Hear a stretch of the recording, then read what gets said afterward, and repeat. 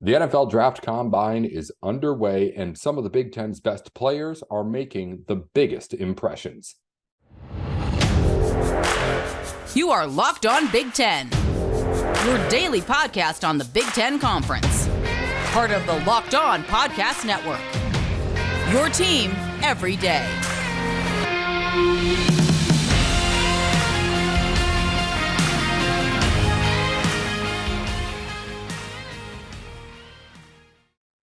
Hey there, you're listening into Locked On Big Ten. Everything you need to know about the conference every day of the week. I'm Nate Dickinson. Today's show is brought to you in part by FanDuel Sportsbook. FanDuel Sportsbook is the official sportsbook of Locked On. Make every moment more. Visit FanDuel.com/LockedOn today to get started. Coming up on today's show, we're going to get into all of the latest from the NFL Draft Combine, recap an exciting night in Big Ten basketball, and of course, give you all the news that you need to know from around the Big Ten. I'm Nate Dickinson, your host. I'm at Nate with Sports on Twitter. Be sure to follow along with the show, more importantly, wherever you get your podcast on YouTube and on Twitter too. It's at Locked On Big Ten, 10, not TEN, when you're typing it out. Again, coming up on the show, we're going to get into basketball stuff, but let's start with what's going on in Indianapolis at the NFL Combine. Big Ten players from all over the conference are trying to make their impressions on NFL teams for one of the final times before they get to the NFL Draft, and this is the biggest way for some of the Big Ten's best players to make their names known. And we've had some players already in the Big Ten make their names known, no doubt about it. I want to start out with the name that we talked about last week on the show, about one of the biggest jumps that a player could make as far as first-round talent getting even higher, and that's Lucas Van Ness from Iowa. He has proved his worth at this NFL Combine. I had said before, this is a guy who had never really gotten consistent starting time with the Hawkeyes, so he was more of a raw talent kind of pick. And with those kind of picks, you want to, of course, see the big physical upside and the big upside in the numbers in these drills that we talk about. Van Ness showed up big at the start of the Combine.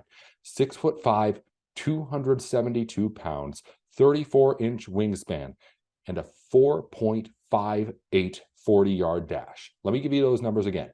6'5", 272 with a 4.58. He also did well in just the split times, a 1.64 10-second split. He did very well in the agility drills, 4.32 short shuttle, a 7.02 three-cone drill. You may not know the more important numbers with those drills. The important thing you need to know, those numbers are good. I was saying before, this is someone who was projected at like end of the first round. If he didn't show up and do this kind of stuff in the physical drills, he could have dropped into the second. If he did well, he could get himself into the top 15. I think he has himself firmly in a top 20 spot right now, and he could climb up even higher if one of the teams that are up there really like him and were convinced by what they saw this weekend. Lucas Van Ness was the guy I had singled out as, hey, you need to be able to do really well to excel in this draft, and he did really well. He's going to go up pretty high. The next name, and maybe the name who was the name of the first day of the draft combine in the numbers games, that is a name that, to be quite honest, I'm not 100% I'm going to pronounce correctly, but it is Northwestern defensive lineman Adetomiwa Adebawore. He dominated all the drills across just about everything. He was a defensive lineman who decided to go and drill with the edge rushers, and he impressed even with the edge rush numbers. This is a guy who is measuring in at 282 pounds, a 1.61 10-yard split, and a faster 40 at 4.54 than anybody else that we've seen at that kind of a weight. That's a faster 40 than Aiden Hutchinson last season. It's a faster 40 than Nick Bosa had at his draft combine. It's the fastest 40 we've seen ever from someone over 280 pounds. The only other player that came close was Aaron Donald. He ran a 4.68. Aaron Donald we're talking about, a 4.68. This guy comes in at a 4.54. Adebawore is a name you need to know, a name I need to learn to pronounce, to be completely honest. He was outstanding. 37.5-inch vertical, 10 foot 5 inch on the broad jump. A physical absolute monster He was someone who had a really good day at the not pro day, at the Senior Bowl in Mobile, Alabama, and he just continues to get his draft stock rising. He may get all the way into the first round at this point. He was someone who was like a borderline second round pick going into this draft or into the draft combine. He could get his way all the way up into that first round if there's someone who likes him enough. He put up numbers that are ungodly for his size and his what is supposed to be speed. He is incredibly quick, incredibly good with what he's been doing. Just an outstanding showing and a masterclass in rising your draft stock at the draft combine. Incredible, incredible stuff. Last name I want to note, Iowa linebacker Jack Campbell. He was impressive too. Did a good job on the measurements. One of the consistent concerns with him was that he wasn't quite big enough to be an NFL linebacker, but he clocks in at 6'5", 249. That is plenty big enough. And he also impressed on the field. 37.5-inch vertical jump, a 10'8" broad jump, 4.71 40-yard dash. For linebacker numbers, all really, really impressive. But most importantly, he lived up to the size that he has said he's been for a while. As far as like people have been talking about what's Bryce Young going to measure in at height and weight, Jack Campbell had a lesser but same kind of problem. He proved the haters wrong with his measurements just in height and weight alone in this NFL draft. That's just the start of things, though. There are all sorts of players from across the Big Ten, defensive linemen and linebackers who were testing yesterday. You can go check out their numbers. Today on Friday, we've got defensive back and special teamers up today. Also, we've got quarterbacks and things at the podium. So if you're hearing quotes and things from people, the most important position. CJ Stroud's there too. And we will have defensive back and special team numbers here next time you hear from us on Locked On Big Ten. But that's the most important thing you really need to know, is that throughout the Big Ten, we had big names putting up big numbers and really proving the haters wrong in what they were able to do at the draft combine. Lucas Van Ness, incredible. Northwestern's defensive lineman Adetomiwa Adebawore, absolutely outstanding. And Jack Campbell impressed as well. Across the board, the people who I really had my eye on as to, okay, what are you going to be able to do here? They all met the expectations, if not exceeded it. It was an outstanding showing from all of them, if you ask me. We'll get into more on the NFL Draft Combine, of course, next week. Going to get, hopefully, our host of Locked On NFL Draft in here to talk to you. We're going to get, of course, women's basketball stuff in for you next week, too. But we got men's basketball stuff to go into right now. The women's tournament is underway. We're going to get into things as Selection Sunday comes along with the women's as we get through the weekend. But we've got, of course, big games to go over on the men's side before we get to that. Before we get to any of it, though, the midway point of the NBA season is here, and now is the perfect time to download FanDuel, America's #1 sportsbook, because new customers get a no-sweat first bet up to $1,000. That's bonus bets back if your first bet doesn't win. Just download the FanDuel Sportsbook app. It's safe, secure, and super easy to use. Then you can bet on anything from money line to point scorers, three-pointers made, anything you like. And of course, if you like betting on Big Ten basketball, we've got all the bets that you could like over there too. If you hear a line here for a Big Ten game, as you will when there's Big Ten lines available, you'll be able to get the line and play with us or play against us over at FanDuel. So go ahead and take advantage of that no sweat first bet up to $1,000 in bonus bets when you go to FanDuel.com/lockedon. That's FanDuel.com/lockedon to learn more. Make every moment more with FanDuel, an official sports betting partner of the NBA. Thanks again for making Locked On Big Ten your first listen every day. Make sure you check out our brand new podcast, Locked On College Basketball. Everything you need to know about college basketball in one place. Plus, hear from big name experts, insiders, coaches, and players too. Locked On College Basketball, available on YouTube and wherever you get your podcasts. All right, let's get into the latest update from basketball as we had an exciting night of hoops across the hardwood. Let's start with Illinois and Michigan. Went to 2 overtimes, and this was just an exciting game between two teams that, if you're asking me, are playing tournament quality basketball. Michigan really, really needed this win and may not get into the NCAA tournament without it, but with what they've shown over the last month and a half, I think there's no doubt about it that this is an NCAA tournament talented team. This is a team that's playing like a tournament team over the course of the last month, but the beginning of its season may be what ends up keeping it out of the actual field of 68. And I don't think you can blame the selection committee if they do leave Michigan out. But I think if they do leave Michigan out, they're leaving out a team that could win some games in this tournament, which is more than what some of the teams on the bubble, I think, could say. This game was just fun to watch, though. Illinois is one of the more fun teams to watch in the Big Ten, but they're just so inconsistent with what they do on offense. It was one of the things I noted throughout this game. It seemed like there would be 3-4 minute stretches where in seemingly every game that you watch Illinois, they look like one of the best teams in the country. I mean, with the way that they're able to work in transition, with the way they're able to swing the ball around, when it's working well, it looks like elite college basketball.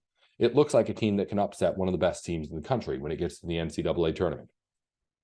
But then after those stretches, you get the stretches where it seems like Illinois just can't find the rhythm. Multiple times I was getting off of a possession where Illinois had just worked the ball so well. And then they had 2 or 3 shots in a row where it was just like, okay, 3 from 5 feet behind the line, a contested shot fading away off of a dribble. It's just on and off with this team. They work quickly. They're able to work the ball around. But if they get set into the half court, it feels like they forget what they're doing. And it's a concern for this Illinois team, definitely. But that's really my biggest takeaway from what I've seen from Illinois, not just in this game, but throughout the season. They've had some of the most fun stretches of basketball to watch in all of the Big Ten. And if they could put together a full game of that, they could beat anybody in the country. However, there's also just those stretches where Illinois just doesn't look like it knows what it's doing. It looks like it's fragmented on offense and like a team that is trying to figure out what to do with all of the talent it has. So if Michigan gets into, or I'm sorry, if Illinois gets into, say, a second round matchup with one of the better seeds in the tournament and is able to put together one of those runs where it looks outstanding, yeah, Illinois is going to be a Sweet 16 team. It's going to be a team that knocks off one of those top 4 seeds, if not a 2 seed or a 1 seed in the second round. But at the same time, if Illinois comes out in the first round and just falls flat, then it could easily be a 7 seed that loses to a 10 or a 6 seed that loses to an 11. It's that kind of a range for Illinois. When it's playing well, it can beat anybody. But when things aren't going quite as well, it ends up losing games to teams that it's far better than. And to be quite honest, I don't know if it's far better than Michigan or not. Michigan has been a kind of up and down team as well for different reasons. But Illinois right now, I'm seeing the ceiling for them. And I'm seeing this team making a run to like the Elite 8 and getting excited about what it's able to do and getting excited about who it is. But I also see a team that could very easily lose in the first round to a mid-major that's just more consistent and able to stand up to when Illinois makes mistakes. So with the Illini, that was my main takeaway. You see games where they're just dominant in what they're able to do. I mean, in the first half, they were taking advantage of Michigan turnovers. They were making the Wolverines just look bad at some points. But then, they let Michigan get right back into it by not having that kind of consistency on offense. There's times where Illinois looks like a great team, but there's also times where it looks like it can lose any game that it plays. And that really is the kind of yin and yang of this Fighting Illini team. When they're hot, it provides some of the best highlights in all of college basketball this season. But when they're down, it's really, really kind of ugly. On the Michigan side, I mean, this was a game they really, really needed to win. As I said, they're going to have a lot of work to do without this win to make it into the NCAA tournament. But we'll see what ends up happening the rest of the way. Hopefully they can win on Saturday if you're a Michigan fan and hope they get in. And then get the Big Ten wins to get themselves into the field of 68. Because as I said, both Illinois and Michigan played NCAA tournament quality games in this matchup here. But Michigan at some points, again, just looked terrible. I mean, there was a stretch in that second half where Illinois was just getting to the rim whenever it wanted to. Not off second chance points, not off imbalanced defenses off a fast break, but just catching in the corner, beating a Michigan defender to the baseline and just driving in and, I mean, multiple times, slamming it home in Michigan defenders' faces. This was a good game for Illinois' offense. And one in which I think if you're an Illinois fan, realize the flaws, and Michigan too. You were able to see some good things, and you were able to see the reason why these teams have struggled at points in the season as well too. I mean, this game was pretty close to over, and then a 10-0 run by Michigan out of nowhere right before the under 8 timeout in the second half puts the Wolverines on top. Bufkin was incredible. He hit a couple of big threes, had the last 8 points of that 10-0 run, and got Michigan right back in it. But that's the kind of thing that Illinois can't let happen. And better teams are, of course, going to take advantage of. Michigan almost did take advantage of to win that game. It was a game that, to be quite honest, if you ask me, should have been over a little after halfway through the second half because Illinois was playing much, much better basketball. But Michigan just seemingly out of nowhere got himself right back in it. And then all of a sudden, this game turns into a bit of an instant classic, going to double overtime, just becoming really exciting. But if you're an Illinois fan, you have to be kind of sitting there, I'm thinking, shouldn't we have won this in regulation? And if you ask me, yes, you should have. The other big game for the night was Purdue holding off Wisconsin by just a pair of points. Biggest takeaway from this game, I mentioned biggest takeaway before in the Illinois game was kind of like that Illinois can beat a good team good, but also lose to a bad team bad. The biggest takeaway from Purdue is that I'm still pretty convinced that Purdue is not ready for this NCAA tournament. This team has been bad. I'm just going to say it, bad. I mean, good enough to beat a Wisconsin team on the road, which is something you should give credit to Purdue for. It was a senior night. It was that kind of a game. But at the same time, Purdue should not have trouble with this Wisconsin team. I said it on yesterday's show when I picked Purdue to win by 4.5, which they did not end up doing. Apologies for that. But when I picked Purdue to win by 4.5, I was saying, yes, Purdue hasn't been playing well, but Wisconsin just really doesn't match up with the Purdue team all that well. But at the same time, there's been teams that Purdue has lost to in this stretch that they didn't match up all that well with the Boilermakers with either. Purdue is letting lesser teams stick with it. And that is the telltale sign of a team that's going to get upset early in this tournament. Purdue may have gotten the win, and they had clinched the outright Big Ten title before they even took the court. Well, that's not true. The game went to double overtime. So it was about a little bit before halftime. But Purdue is not ready to win in the NCAA tournament. With the way they're playing right now, the only way that I would be really, really convinced that Purdue was ready to win NCAA tournament games is if they win the Big Ten tournament, which is, of course, still in the cards. They're going to be the top seed. But I mean, Adam, I guess that's what I'm saying. I'm at a point right now where I would be surprised if Purdue won the Big Ten tournament. They're going into it as a 1 seed. They are, in my opinion, the most talented team in the Big Ten. But if you just ask me straight up, who's going to win the Big Ten tournament? I'm not putting my money on Purdue. No way. Give me Indiana. Give me, I don't know, Northwestern. Give me somebody else, because Purdue is not playing like a team that's ready to win. Plain and simple. And that game against Wisconsin was just another example of Purdue not living up to its expectations. Purdue is more than 2 points better than Wisconsin. I don't care if they're playing on senior night in Madison, whatever it is. That team should not be that close with the Wisconsin team. I mean, if you watch the game, Wisconsin could have won that game. Wisconsin arguably should have won that game. They had plenty of opportunities to. Purdue did not close it away. Purdue did not shut the door in the second half when they had the chance. It's a team that's not ready. And I want Purdue to be ready because I want someone to break this NCAA title drought. And I believe Purdue is the most talented team in the Big Ten, most ready to do it. But with the way they're playing right now, it's just not in the cards. There is nothing that they've shown in the last month to have you saying, oh yeah, this is my pick to win it all. No way. Not even close. As far as the couple of bubble teams that took losses yesterday, both Michigan and Wisconsin, I think have some work to do now. And it's an interesting discussion as we get on the bubble, because also Rutgers, by the way, lost to Minnesota yesterday too. Minnesota senior night, Jamison Battle, game-winning shot for 3. We're not going to talk too much about the game because Minnesota is not going to be anywhere near the NCAA tournament, but they play a little bit of spoiler here on Rutgers, get themselves their senior night win, and get themselves their bit of a storybook ending over there in Minneapolis. But more importantly, there are people saying now that Rutgers may not be a tournament team, which I find just mind-boggling. Let's get you the bracketology update before we get into any of that. Bracket Matrix at the moment has 77 updated brackets at the time of recording. Purdue's average seed across those 77 brackets is a 1.2 seed. Next up is Indiana, who's an average 4.2. Northwestern's a 6.7. Maryland, 7.1. Michigan State's up to a 7.0, actually taking over Maryland for the next spot. Illinois, 7.3. Iowa, 7.8. Rutgers is at a 9.5 and only appearing in 76 of 77 brackets. One bracket has them out. Wisconsin's now in 46 of 77 brackets. Michigan is in 9 of 77 brackets. And Penn State is in 8 of 77 brackets. So a much wider distribution of Big Ten teams around that bubble and a much wider opinion of where everyone stands. If you had asked me at the same time yesterday how many teams I thought was going to get into the Big Ten tournament, I would have told you 10. You've got that Wisconsin team being number 9, Rutgers an obvious number 8 if you ask me, but apparently not so obvious anymore. And then one of either Michigan or Penn State being the 10th team. Now I'm not so confident.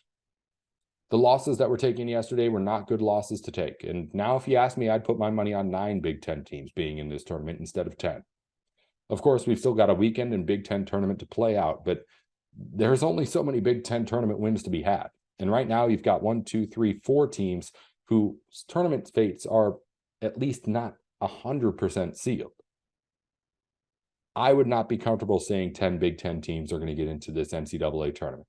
I'll give you 9 easy. It's going to be 9 at the very least. But I was hoping for 10 and then maybe 11 if we're really, really lucky. I think 11's out of the cards. And 10 is what we're now shooting for if these Big Ten teams can show up.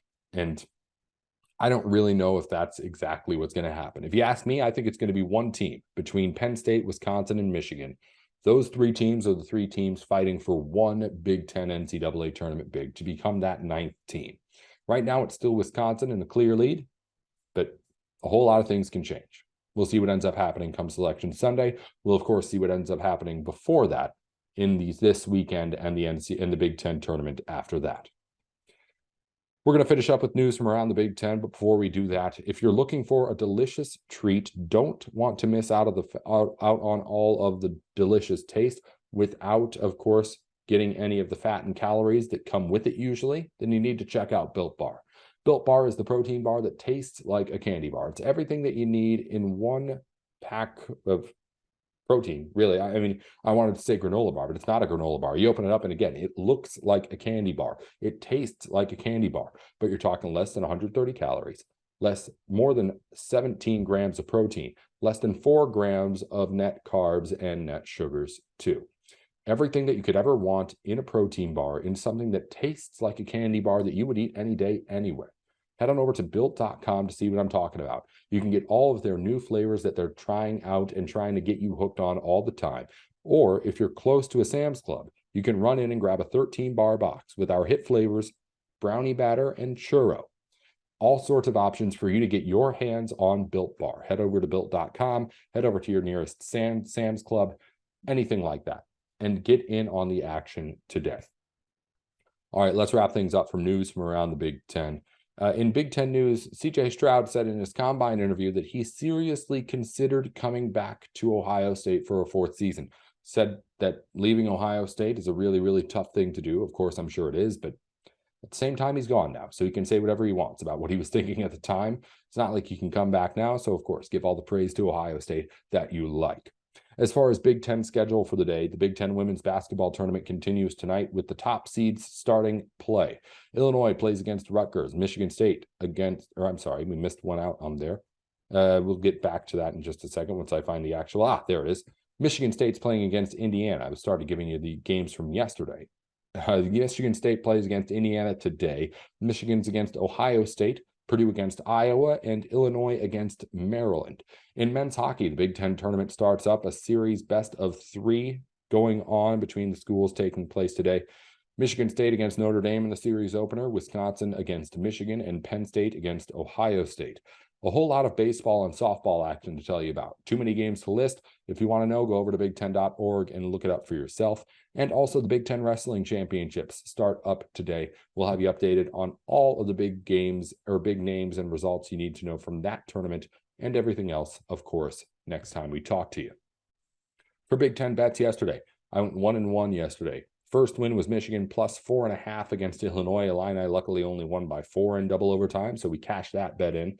Michigan just, again, I thought playing better than Illinois, didn't quite get that win. When it went to overtime, I was like, I know I'm going to lose this bet. You couldn't have just lost by 2 in regulation, Michigan. But luckily, they end up only losing by 4 in double overtime, and we do cash that bet. I did not win Purdue minus 4.5 at Wisconsin. I said yesterday, betting against teams on their senior nights is not a great idea. Purdue needed to bounce back and get the bounce back when they do, but just not by quite enough. Only a 2-point win instead of the 5 points that we needed to get that win. So 1-1 yesterday. We'll, of course, have more bets for you tomorrow as we continue on Locked On Big Ten. One recruiting note to make. Unranked 2024 point guard in the basketball class, Isaac Asuma, has committed to Minnesota. He is a point guard out of Minnesota. And again, an unranked point guard, at least as of right now. I'm sure 24/7 will give him some sort of ranking now that he's committed to a Power 5 school. Thanks again for making Locked On Big Ten your first listen every day. For your second listen, check out our brand new podcast, Locked On College Basketball. Experts Isaac Shade and Andy Patton bring you everything you need to know on and off the court. Plus, hear from big-name experts, coaches, and players throughout the basketball landscape. Locked On College Basketball, available on YouTube and wherever you get your podcasts. That'll do it for us here on Locked On Big Ten. Be sure to follow us wherever you get your podcasts, on YouTube and on Twitter too. It's at Locked On Big Ten, wherever it is you're searching. 10 at the end, not TEN when you're typing it out. I'm Nate Dickinson at Nate with Sports with Locked On.